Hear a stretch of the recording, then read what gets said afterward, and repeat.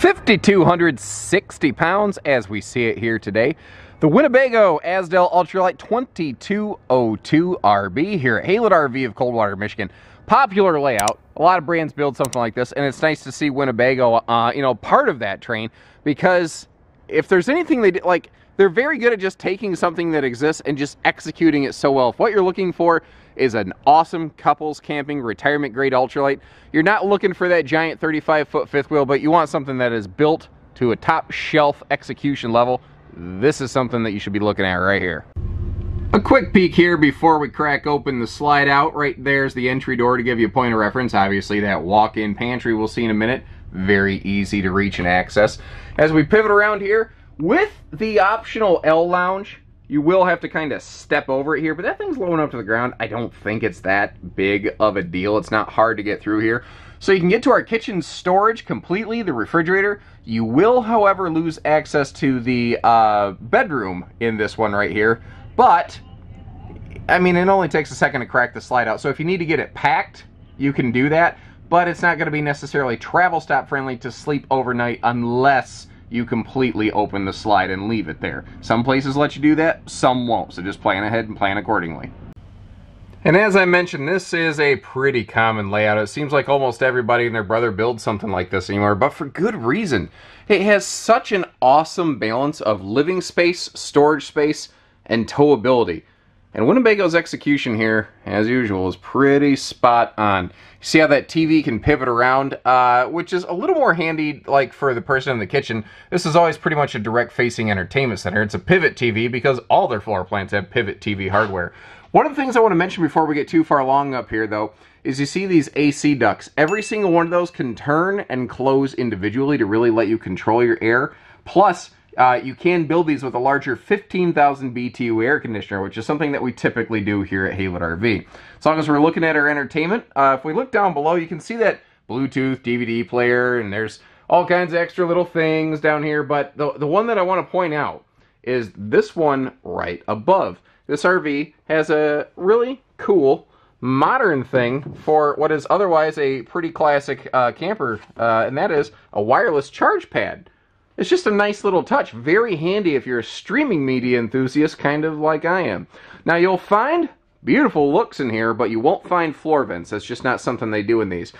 Something that you may or may not find in your Winnebago here at Haylett RV of Coldwater, Michigan, is the kind of Swiss Army L lounge sofa right here. No matter how I build a camper, it's kind of been my impression that everything is going to be wrong for somebody. Everyone says I'm an idiot for building them one way or the other.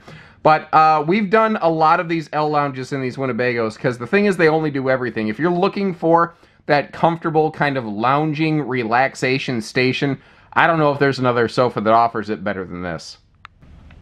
Because the thing with these L lounge Swiss Army sofas, sometimes called chaise lounges, depending on which manufacturer builds them, they're only good for everything. I mean, if we take a look, you can use them. There's extra storage below the seating. There's a Dynofa table that you can hide away, so it's there when you want it, gone when you don't. They only do everything. It's a lounger, it's a daytime napper, it's got, sleeping space, it has storage, it just does a little bit of everything. Now, both the bedroom and the bathroom are going to have these extra large sliding, sort of like barn-style doors right here, but you notice that they're using nicer hardware. That's a recurring trend on Winnebago. They're a more material premium trailer. Instead of like a cheap plastic little holdback, they're actually using something with a little more substance to it. Now, here in the bathroom, that trend also continues. You see the same sealed edge counters in here that you'll find in the kitchen area, and we're still getting stainless sinks here in this bathroom, but no, that's a good size sink. You can actually get adult hands in there, but there's good countertop space around it. Decent sized medicine cabinet with this big, like, kind of open linen pantry, or not pantry, cabinet right here, so that if you got lots of towels and stuff, you can get that all stuffed in there. Foot flush stool with plenty of leg room, so you don't got to do the twist 'em up bathroom yoga, and a large shower. And I like how it's got a full surround panel, and it also has a radius shower track on the top, so bigger goofballs like me or fluffy folks get a little more elbow room. From the bathroom moving forward, we can start to take a look at all the storage space, and I don't think there's a better place to do it than right here at this huge walk-in closet pantry. Then there's just the little things like they're actually including a light in here. So many brands build a floor plan like this, but you better have one of those old mining hats with a flashlight built onto it to be able to see in there. It's also a great place to keep all your shoes out of the way, so it's just not an issue. Now they left this wall wide open here, so if you wanted to put like a little jacket hanger or something like that, or like a little broom hanger, plenty of space to do it. As we start sliding around, this is all pocket screwed cabinetry, by the way, hardwood cabinet door frames. This is the kind of stuff that a lot of full-time rated luxury fifth wheels have. You can see that we've got good space around here. They really were very good about not letting anything go to waste, and that is a counter to cabinet full wall wrap around backsplash right there.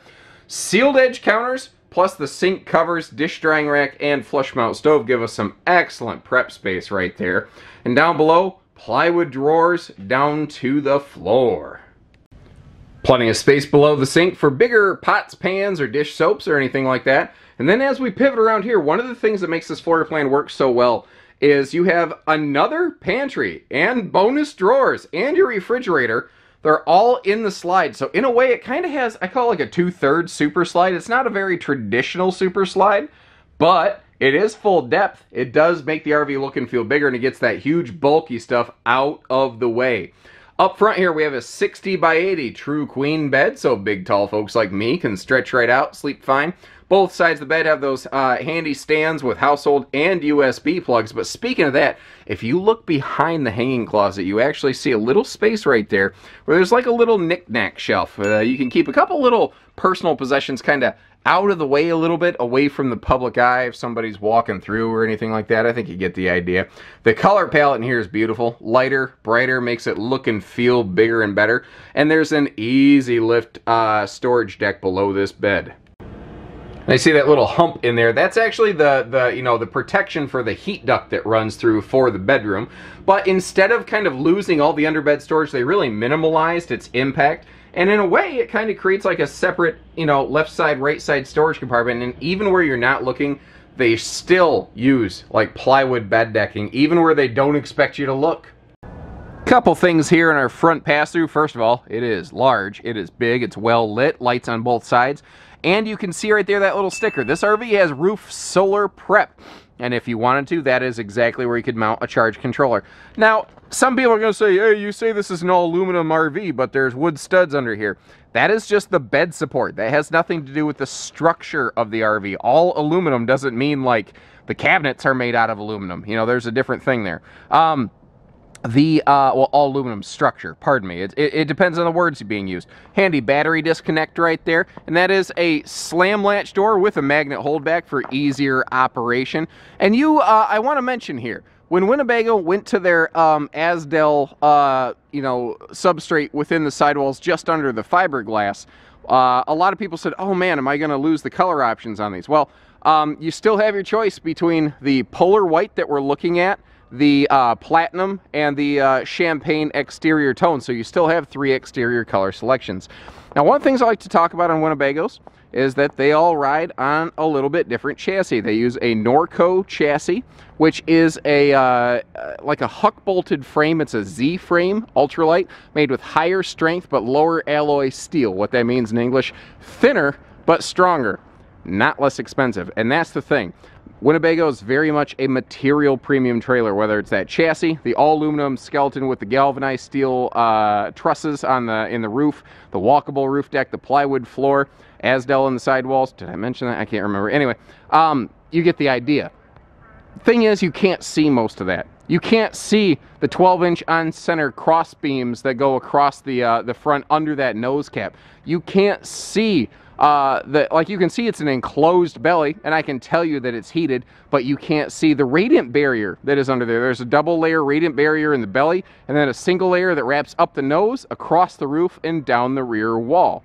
So that's the trick. Like, these are not the least expensive trailer, although Winnebago has actually done a good job of getting themselves back in line. Like, people hear the name Winnebago and they assume, oh, I just can't afford that. And there was about a good year here where they were a little saltier. And I'm not saying they're the least expensive ultralight out there, but they are not by far the most expensive. It's actually quite shocking. Don't assume just because it says Winnebago on the front that it's gonna hit the price tag too hard. They've done a good job of staying very competitive.